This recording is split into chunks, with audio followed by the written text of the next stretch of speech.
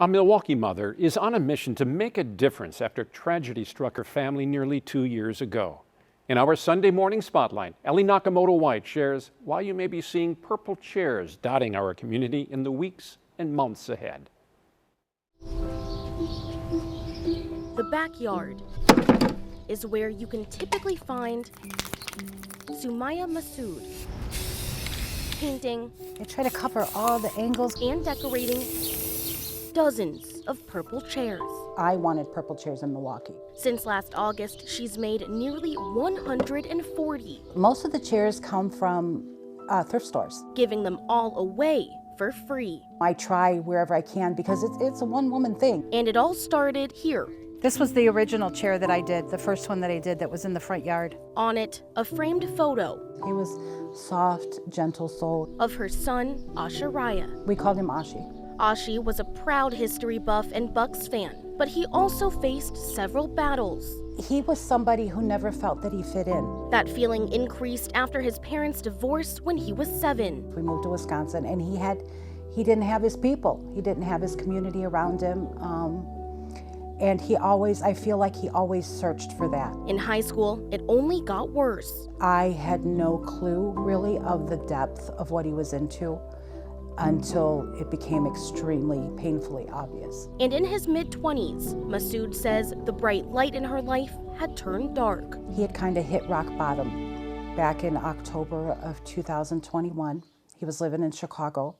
So I went to Chicago, I brought him home, and he just said, I don't know why. I don't know why. That's all he kept saying. Ashi spent weeks detoxing from his drug addiction at home. While in his recovery, he made amends, got healthier, and went back to work. He was finally the son that I longed for. It was going so well, Ashi even landed a job promotion. He had all these 20s spread out in his hand.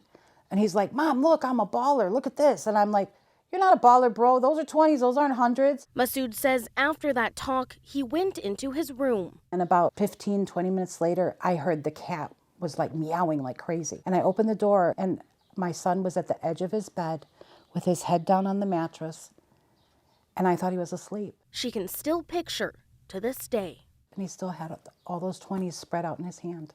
Like he literally walked away from me and went in his room and passed. Asharaya died from a fentanyl overdose just 3 weeks before his 29th birthday. So many people are suffering because of this. In her grief, Masood turned to social media. I saw a post in Canada, from a place in Canada that said, "What's with all the purple chairs?" That sparked this. The purple represents the color of drug overdose, fentanyl, etc. And the chair, the empty chair, is the person that you're missing. All throughout her home.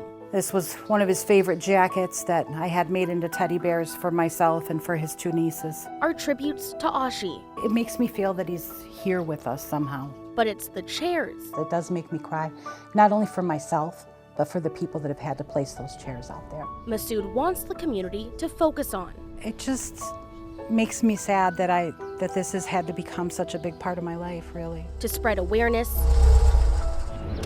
and break down the stigma around the drug epidemic. To keep her son's memory alive. Stop viewing these people as junkies, as, no loss to society. They were somebody's brother, somebody's son, daughter, sister, mother, whatever. They were still human beings.